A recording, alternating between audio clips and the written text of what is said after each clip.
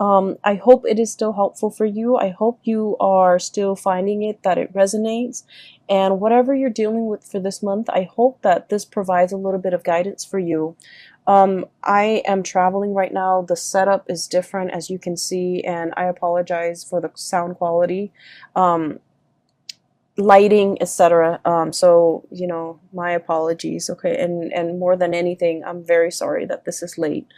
Um, yeah, things have been a little bit hectic due to my main job. So I hope you guys can forgive me. And either way, I hope this video finds you well. Um, so I actually had two messages that came out for you. So I'm going to talk about them in succession. Okay. So first of all, when I was shuffling out the spread, it took me a really long time to form like an image. And then once that image came out, the cards started coming out.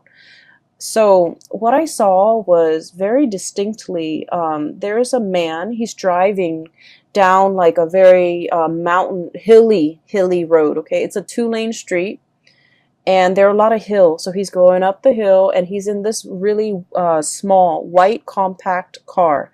It's a very small car. It looks almost like the 80s in rural America somewhere. It looks like the 80s. So he's like I can only see the back of the car, and then he goes up the hill, and then as he descends the hill, you see this power plant, okay? And power plants has that insignia that denotes radiation. So there's a power plant. It's white. It's looming in the distance. So it seems like that's his final destination. And then you see him getting closer and closer. The power plant looms larger and larger. It's emitting smoke. And then his car kind of stops at the gate. There's like security.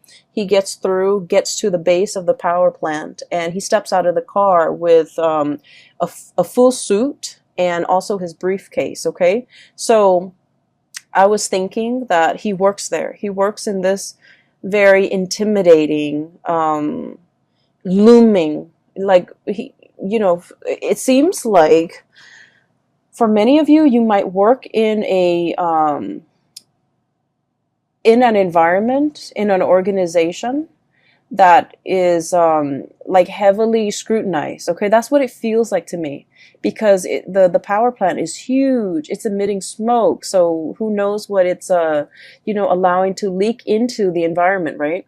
And then on top of that, it has this huge radiation sign. Okay, is huge. The emblem is like on the side of those smokestacks almost. So I feel that for many of you, for whatever reason, there's a lot of commotion around the work that you're doing. Either the company, the organization is facing a lot of scrutiny from the press, from the public, from the neighbors even that surround that physical structure. And so I do feel like I feel that a lot of you guys identify very strongly with the work that you do. You want work that is meaningful. You want work where your skills and your talents can be on full display. And especially for many of you, you might be like the voice, the face, the motto, the mascot for whatever it is that you're working at. You might be a sales rep, for example, for a company that you work at. So you're kind of like the face of the product, okay? You could be very visible in the limelight, especially for many of you. A lot of Leos are politicians, okay?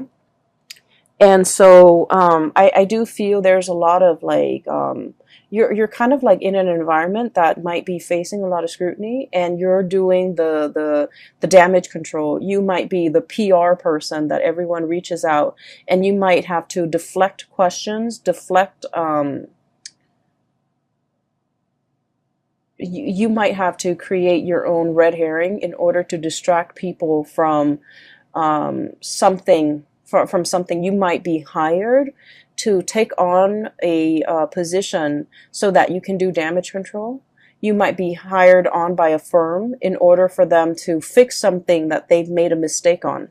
Now, we are moving away from that November time frame, and November time frame was problematic especially for a lot of work environment, and especially for when it comes to their public image, because we had a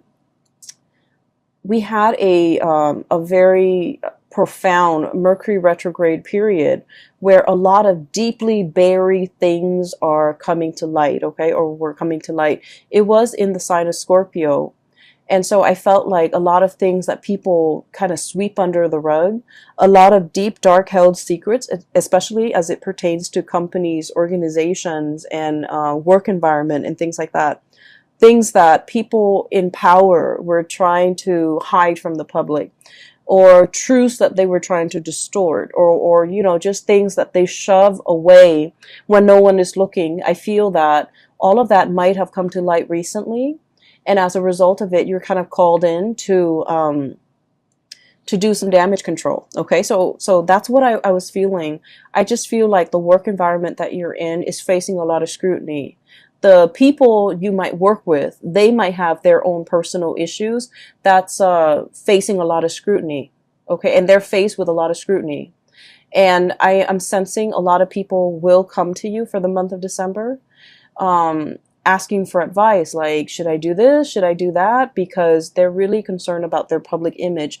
And, it doesn't mean that they're superficial or vain or shallow. I just feel like there's something going on here where somebody's job might be at stake, and you're kind of called in to either provide some guidance, provide some legal advice, expert advice even, how to de-escalate tension, how to de-escalate a potentially volatile situation, how to, do all of those things, okay?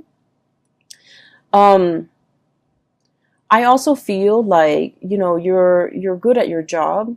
You're paid very well. For many of you, you're paid very well for the work that you're doing. But behind it, I feel that, it's a job. So you try to do what you're told. So for example, you work with you're hired on as a contractor to do some damage control for a company, and you might not like that company very much. And so, even if you don't agree with it, agree with the things they're trying to hide, the things that they're trying to sweep under the rug, you're hired to do this job. And so you will do it to the best of your capabilities. So I don't see any moral, ethical conflicts here. I just feel almost as if there's a lot of fires to put out. Okay. So going back to that image, there's a second part. So, he steps out. And he's in a suit, really nice suit, in this mini car, but he's in a suit, and he holds a briefcase.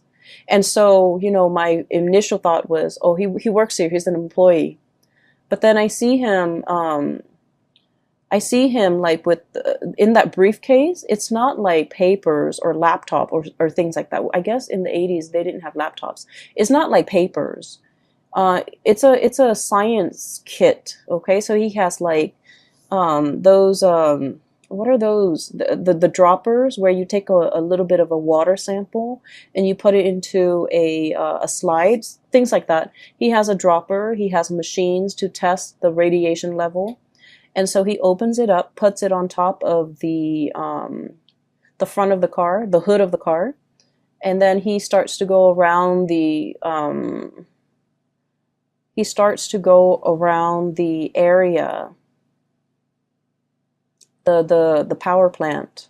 He starts inspecting. So that's when I was like, oh, he's an inspector. So he's not called out to do some damage control, even though that message applies to some of you. Okay? But on the other hand, you might be also called in to inspect, to appraise, to make a final determination on something, to see whether or not it's sound, whether or not it's safe, whether or not it meets the regulation and the standards. And I feel like for many of you, and this could be, just literally just one person I'm speaking to, but I feel like there was something that was unearthed. All of a sudden, it just came to light, and, you're called in to to make the final determination, to inspect, to appraise, to look at it. And he does his thing, okay? He walks around multiple times, collecting multiple samples. And then at the end of it, what I saw at the end of that picture, of that scene, was he puts in he takes like a poster from his car. Okay, and then you see him get back into the car. He drives away. The security gates closes behind him. He stops the car, gets back out, and he puts this giant poster with the radiation, the hazardous sign on it, hazardous sign on it, and it says like deemed unsafe. Okay, that's what it says, deemed unsafe. And so I feel that there's a situation around you where you guys are in a very important position to protect people from, okay? You're bringing something to light so that people can be made aware, so that people can, you know, knowledge is power, right? But I feel like there might be something that is unsafe, that is unfit, and you're drawing attention to it. You're calling it for what it is. Okay, so in a way, this could be in a work environment, but then I also feel that for many of you, the word unfit parent came in. Okay, so you might be, for example, a social worker, where you're inspecting homes, the home environment. Is this a safe place for children to be in? You might be inspecting like a retirement home where they take care of elderly people. You might be inspecting like a preschool, even a high school. You might be like, you know, one of those superintendents or one of those inspectors, academic inspectors, to make sure something is meeting the requirements, it's passing, you know, the regulations and the codes, and make sure other people are abiding by it, because if they don't abide by it, it can cause long-term negative impact on not only, you know, the people that are involved, but the surrounding area, hence this power plant, okay? It generates power for the entire area, and if something happens to it, it will affect negatively the entire area in terms of, you know, power surges, or even worse, like chemical spills and things like that. So I feel that you're taking your job very seriously, and you're wielding a lot of power. You're wielding a tremendous amount of power where what you say, what your findings are, what your final determination is, it will affect a lot of people. And I just have to say, Leos, you know, us fire signs were incredibly, incredibly ethical. We try to always walk down that straight and narrow path, okay? We're humans. We do stray from it, okay? But I do feel that for a lot of fire signs in general, ethics and morality goes a long way. You know, there's always a right and there's always a wrong. And we don't really mix the two, okay? Water signs always know there's a right and a wrong, but they make justifications based on their emotional attachment to a specific outcome. Air signs can rationalize. They rationalize, well, it's wrong in this context, but it could also be right in that context. I feel like for a lot of fire signs, there's a right and there's a wrong, and no matter what the circumstance, you know, the circumstance doesn't justify whether or not something is right or wrong. Those things are not malleable. And so I feel that you are wielding a tremendous amount of power here, and you're doing the right thing, because you understand that by, I guess, succumbing to, you know, pressure, or by not listening to your own sense of morality, it affects a lot of people. A lot of people around you, a lot of people that might not even be family members, that you might not even know them, you know, personally, but it affects their families, it affects their livelihoods, it affects their health. And so you're doing everything that you can to make your final determination on something, possibly to close something down, to shut something down that's not healthy, or to, you know, or to like find justice in a situation, okay? I see a lot of people here where you might be looking at, you know, the way somebody is raising a child, the way somebody is taking care of another person, and you're disagreeing with the way in which they do things. And for some of you, you know, it is the holiday season. We're going to be dealing with a lot of family members. So I do feel some of these issues are coming up in the family unit. You know, it's like, you should have done this as a mother, you should have done that as a father, you shouldn't treat your parents like this. You know, all of those discussions, I feel, is coming into the picture. And I keep seeing like unfit. Somebody is unfit to do something. Somebody is unfit to take care of themselves, or they're not all mentally there, and they have somebody else who's managing their estate, or their who's like a power of attorney, and that person's unfit because they're taking advantage of the person who's not able to take care of themselves. So I feel like all of these ethical, moral debates are coming into the picture, and I do see you discussing all of these things with family members in a very passionate manner. I don't see it being like an argument where we're arguing and screaming and you know, slicing each other left and right. I don't see that. I just feel heavy discussions over somebody's qualifications, over somebody's capabilities, over, you know, whether or not something is fit, or whether or not the situation needs to be shut down and closed off. Okay, so that's what I'm seeing. And oh, we're 16 minutes into the reading. I just wanted to get that out of the way, okay, because I felt like it's much calmer now. I feel a lot calmer.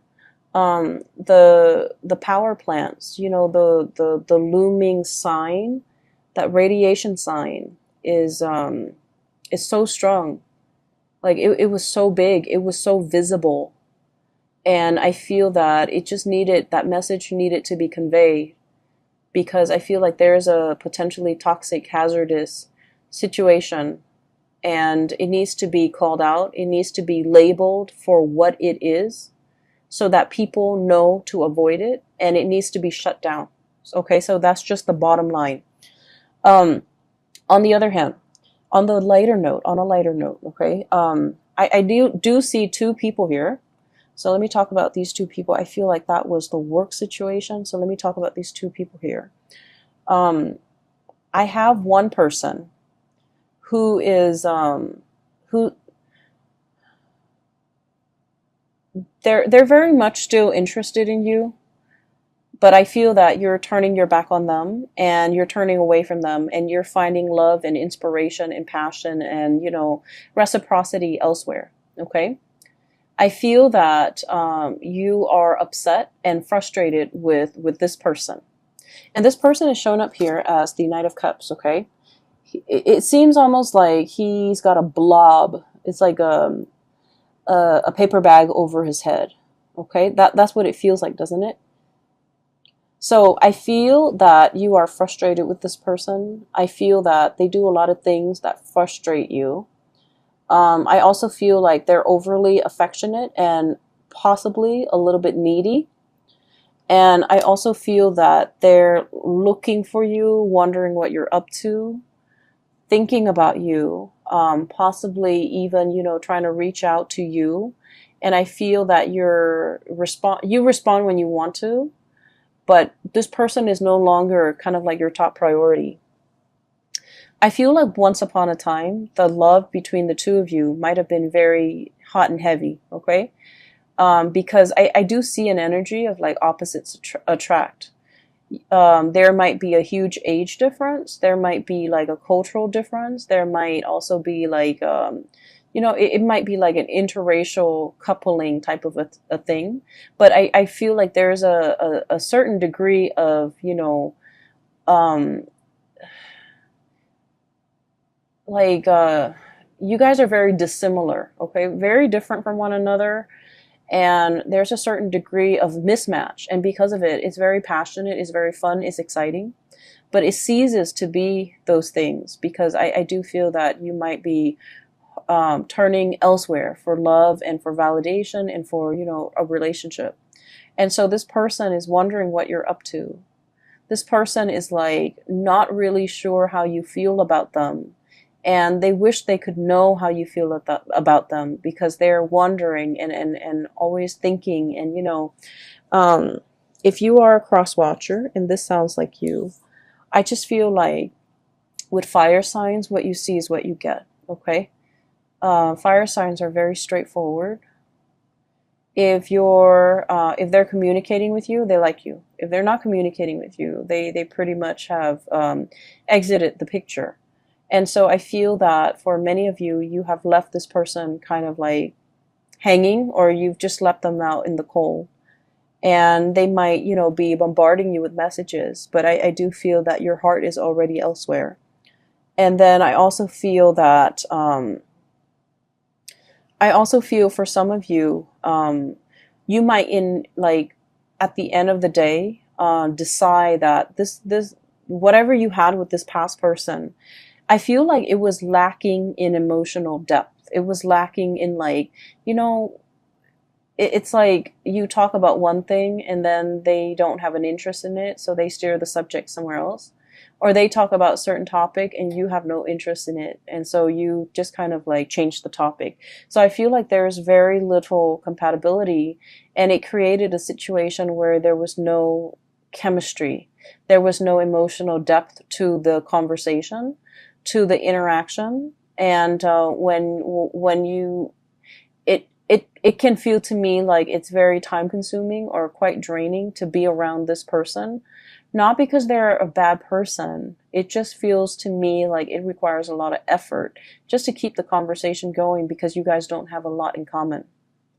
I do feel that they really like you, and I do feel this person is incredibly intelligent, incredibly smart, but they're very smart. Queen of Swords, super smart, okay? Their mind is very sharp.